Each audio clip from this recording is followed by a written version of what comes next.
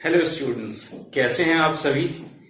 तो जैसा कि पिछले लेक्चर्स में हमने फिजिक्स को समझा थोड़ा बहुत, तो उसी सीक्वेंस में चलिए आज हम देखेंगे कि फिजिक्स का रिलेशन टेक्नोलॉजी के साथ में कैसे है और कौन कौन से बेसिक फोर्सेस हैं जो नेचर में एग्जिस्ट करते हैं, और फिर इसके बाद में जो डिफरेंट लॉज हैं फिजिक्स के उनको यूनिफाइड करने में कौन कौन से स्टेप्स लिए गए।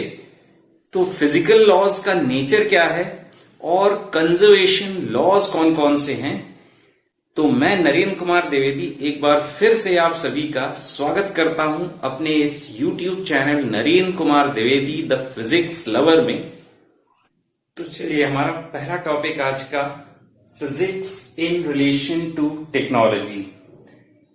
जैसा कि हम जानते हैं कि जो टेक्नोलॉजी है वो एक फिजिक्स का ही एडवांस्ड वर्जन है। तो technology is the application of the principles of physics for practical purposes. जो फिजिक्स के प्रिंसिपल्स हैं, लॉज हैं, उनको जब हम प्रैक्टिकल पर्पस के लिए यूज करते हैं तो वो जो यूज है, वो जो एप्लीकेशन पार्ट है फिजिक्स के प्रिंसिपल्स का, वही कहलाता है टेक्नोलॉजी।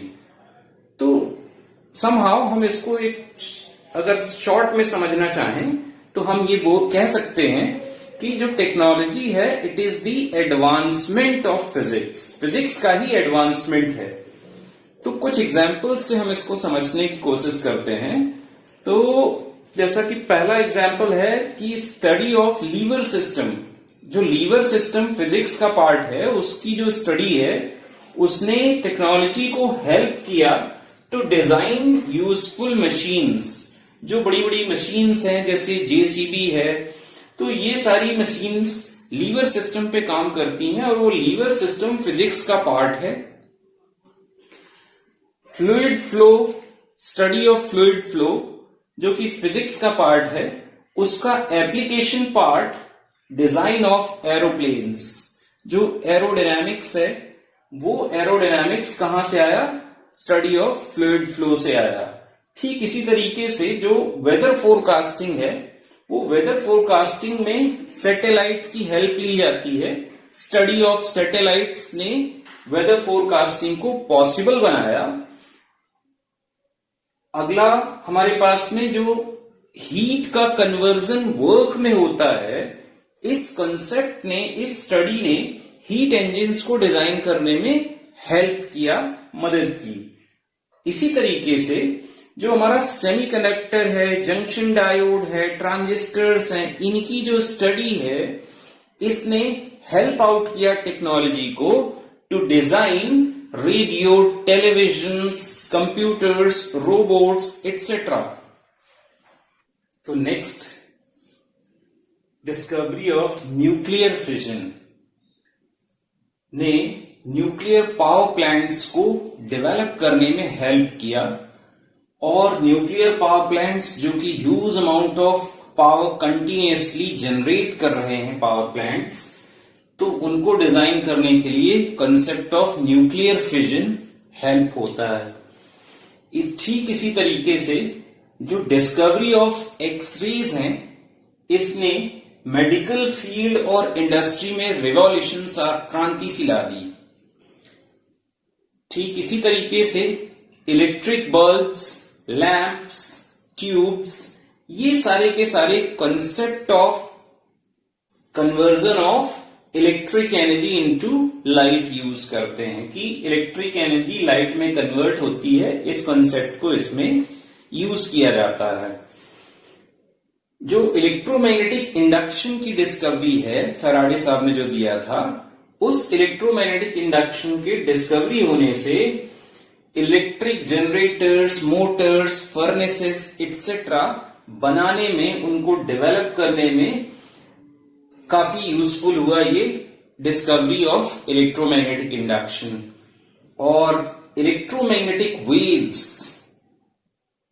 को यूज किया जाता है radio, television, radar, wireless communication पे। तो हमारा next topic, fundamental forces in nature. Nature में वो कौन कौन से बेसिक फोर्सेस हैं जिनको हम फंडामेंटल फोर्स कहते हैं। तो जैसा कि हम जानते हैं कि इस जो मैक्रोस्कोपिक वर्ल्ड में हमारे पास में ग्रेविटेशनल फोर्स के साथ में और भी बहुत सारे फोर्सेस लगते हैं हमारे इस डे टू डे लाइफ में, इस मैक्रोस्कोपिक वर्ल्ड में, जैसे कि फ्रिक्शनल फोर्स हो गया, कांटेक्ट फोर्सेस हो गए।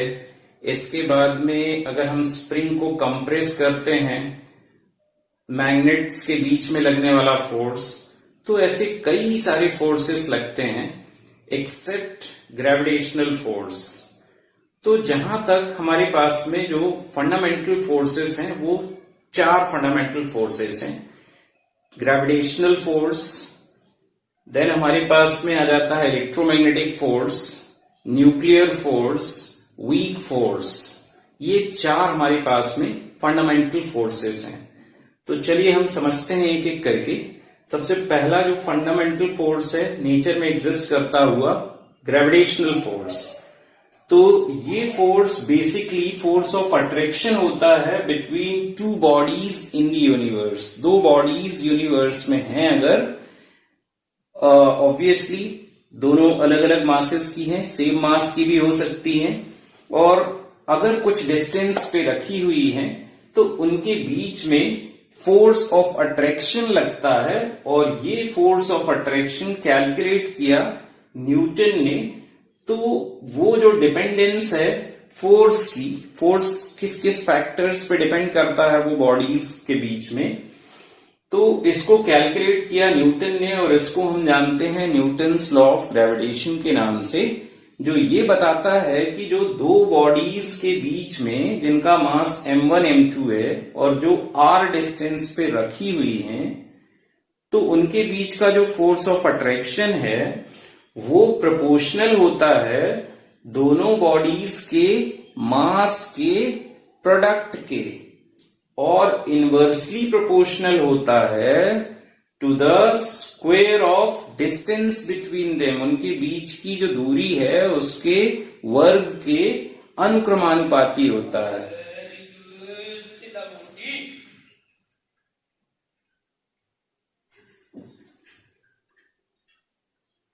अगला फोर्स हमारे पास में इलेक्ट्रोस्टैटिक फोर्स। तो इलेक्ट्रोस्टैटिक फोर्स वो फोर्स है जो 2 स्टैटिक पॉइंट इलेक्ट्रिक चार्जेस के बीच में लगता है। इसको कूलम ने कैलकुलेट किया था, तो इसको हम कूलम्स लॉ के नाम से भी जानते हैं, जो ये बताता है कि अगर 2 point electric static charges Q1 Q2 अगर r डिस्टेंस पे रखे हुए हैं, तो जो उनके बीच का फोर्स होगा वो फोर्स का मैग्नीट्यूड प्रोपोर्शनल होता है to the product of their magnitude of charges. Charges के मैग्नीट्यूड के प्रोडक्ट के प्रोपोर्शनल होता है, और उनके बीच की जो डिस्टेंस है उसके स्क्वायर के इनवर्सली प्रोपोर्शनल होता है। अब जो तीसरा हमारे पास में फोर्स है इलेक्ट्रोमैग्नेटिक फोर्स। तो जैसा कि हम जानते हैं कि जो मूविंग इलेक्ट्रिक चार्ज है वो मैग्नेटिक फील्ड क्रिएट करता है अपने अराउंड, या फिर अगर कोई चार्ज किसी मैग्नेटिक फील्ड पे मूव कर रहा है तो वो उस मैग्नेटिक फील्ड की वजह से फोर्स एक्सपीरियंस करता है। तो इस कॉन्सेप्ट को अगर हम समझें तो इलेक्ट्रिक और मैग्नेटिक फोर्सेस जो होते हैं वो अपन कंसिडर करते हैं as the 2 facts of general electromagnetic force. जो इलेक्ट्रोमैग्नेटिक फोर्स है जनरल, उसका जो कॉन्सेप्ट है वो कॉन्सेप्ट डिपेंड करता है इलेक्ट्रिक और मैग्नेटिक फोर्सेस के फैक्ट्स पे। तो चलिए हमारा जो अगला फंडामेंटल फोर्स है न्यूक्लियर फोर्स। तो जैसा कि हम जानते हैं कि सारे के सारे जो एटम्स के न्यूक्लियस के अंदर प्रोटॉन्स भी होते हैं और न्यूट्रॉन्स भी होते हैं, और साथ में बाकी के पार्टिकल्स भी होते हैं। तो जो उनके बीच में न्यूक्लियस के अंदर 2 तरह के मेनली फोर्सेस लगते हैं। एक ग्रेविटेशनल फोर्स जो हमेशा अट्रैक्टिव नेचर का होगा और एक इलेक्ट्रोस्टैटिक रिपल्सिव फोर्स। तो जो फोर्स ऑफ रिपल्सन होता है वो लाइक चार्जेस प्रोटॉन प्रोटॉन के बीच में लगेगा, और जो ग्रेविटेशनल फोर्स अट्रैक्टिव नेचर का है वो न्यूट्रॉन न्यूट्रॉन के बीच में भी लगेगा, प्रोटॉन न्यूट्रॉन के बीच में भी लगेगा। तो इस तरीके से जो ग्रेविटेशनल फोर्स होता है वो 10⁻⁻38 न्यूटन ऑर्डर का होता है, और जो इलेक्ट्रोस्टैटिक फोर्स ऑफ रिपल्सन है ये 10⁻² न्यूटन ऑर्डर का होता है। अब ये दोनों को अगर हम कंपेयर करें तो हम क्लियरली देख सकते हैं कि जो फोर्स ऑफ अट्रैक्शन है it is smaller by magnitude और by 10⁻36 times than the force of repulsion. ये जो रिपल्सिव फोर्स है ये ज्यादा स्ट्रॉन्ग है by 10⁻36 times than the force of attraction. तो क्या होना चाहिए, प्रोटॉन प्रोटॉन को बाहर निकल के, क्योंकि वो जो न्यूक्लियर साइज है ये 10⁻⁻15 अप्रोक्सीमेटली मीटर ऑर्डर का होता है, तो उस शॉर्ट डिस्टेंस को तोड़ के बाहर आ जाना चाहिए, लेकिन ऐसा नहीं होता है। उस शॉर्ट रेंज के अंदर ही सारे प्रोटॉन्स रिसाइड करते हैं। तो एक चीज क्लियर हो जाती है हमारे पास में कि उस उधर पे प्रोटॉन प्रोटॉन के बीच में कुछ और ज्यादा स्ट्रॉन्ग फोर्स लगता है जो इस फोर्स ऑफ रिपल्सन को भी ओवरकम करता है।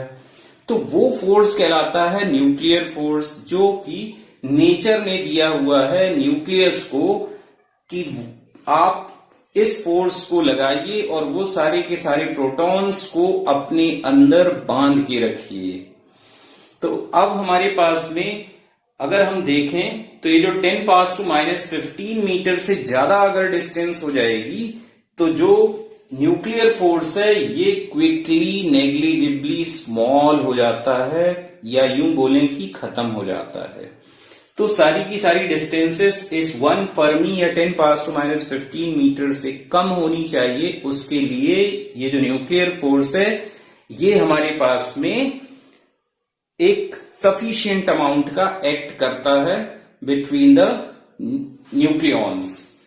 अब हम ये जो न्यूक्लियर फोर्स है ये नॉन सेंट्रल फोर्स है, जैसा कि ग्रेविटेशनल फोर्स और इलेक्ट्रोस्टैटिक फोर्स दोनों के दोनों ही सेंट्रल फोर्स है। सेंट्रल फोर्स का मतलब ये हुआ कि वो फोर्स दो चार्जेस या दो बॉडीज के जो लाइन ज्वाइनिंग है उस लाइन के सेंटर की तरफ डायरेक्टेड होगा, जबकि इस न्यूक्लियर फोर्स में ऐसा नहीं होता है। इस वजह से हम इसको कहते हैं कि it is non central force. अब ये चार्ज इंडिपेंडेंट होता है, मतलब प्रोटॉन प्रोटॉन के बीच में भी लगेगा, प्रोटॉन न्यूट्रॉन के बीच में भी लगेगा, न्यूट्रॉन न्यूट्रॉन के बीच में भी लगेगा, तो इसका चार्ज से कुछ लेना देना नहीं है। अब हमारे पास में अगला लास्ट फंडामेंटल फोर्स आता है वीक फोर्स। तो जैसा कि जब हम एक न्यूक्लियर फिजन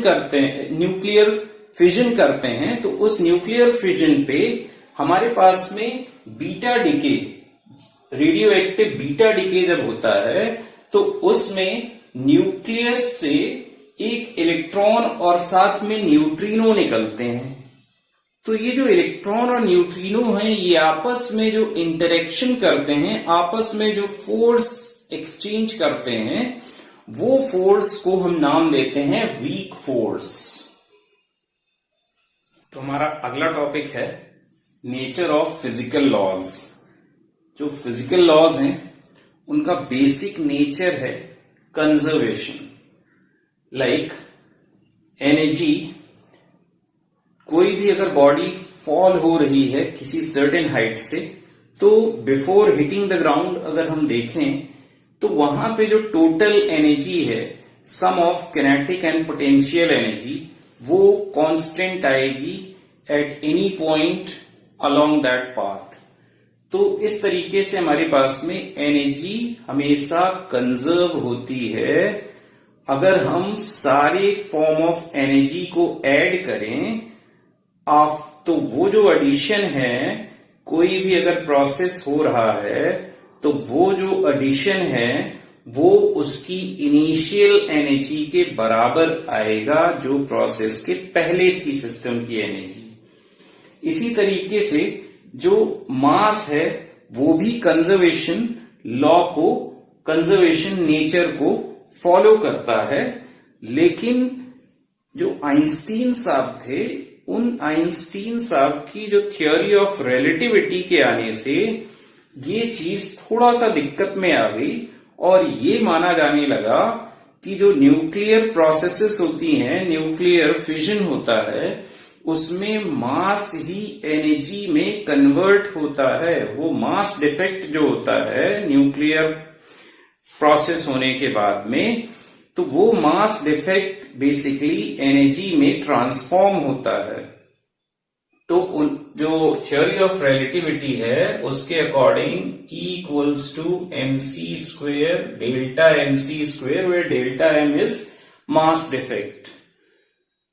अब ठीक इसी तरीके से जो एनर्जी है वो स्केलर क्वांटिटी है, मास भी स्केलर क्वांटिटी है, लेकिन जरूरी नहीं है कि जैसा कि कंजर्वेशन या कंजर्वेटिव फॉर्म ऑफ एनर्जी है या एनर्जी कंजर्व्ड होती है और वो स्केलर है, तो ये हम इसको जनरलाइज नहीं कर सकते कि सारी की सारी कंजर्व्ड फिजिकल क्वांटिटी स्केलर ही होगी।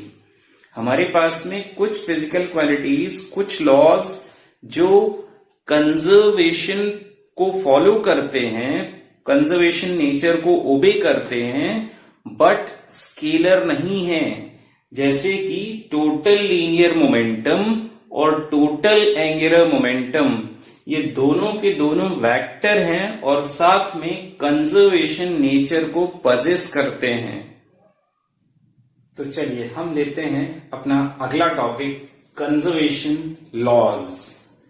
तो हमारे पास में अलग अलग कंजर्वेशन लॉज हैं। सबसे पहला conservation law, law of conservation of linear momentum, जो ये कहता है कि अगर एक आइसोलेटेड सिस्टम है, मतलब जिसपे कोई भी एक्सटर्नल फोर्स नहीं लग रहा है, तो उस आइसोलेटेड सिस्टम के अंदर जितनी भी बॉडीज हैं, वो बॉडीज का जो टोटल लीनियर मोमेंटम है, that is product of mass and there velocity, वो टोटल लीनियर मोमेंटम कंजर्व होगा। इसका मतलब कि अगर वो बॉडीज उस आइसोलेटेड सिस्टम के अंदर पहले कुछ लीनियर मोमेंटम रख रही थी और अभी इसके बाद में उनके बीच में आपस में कोलिजन हुआ और उनकी डायरेक्शन चेंज हुई मोशन की, तो उनका जो टोटल फाइनल मोमेंटम है वो इनिशियल मोमेंटम के बराबर आएगा।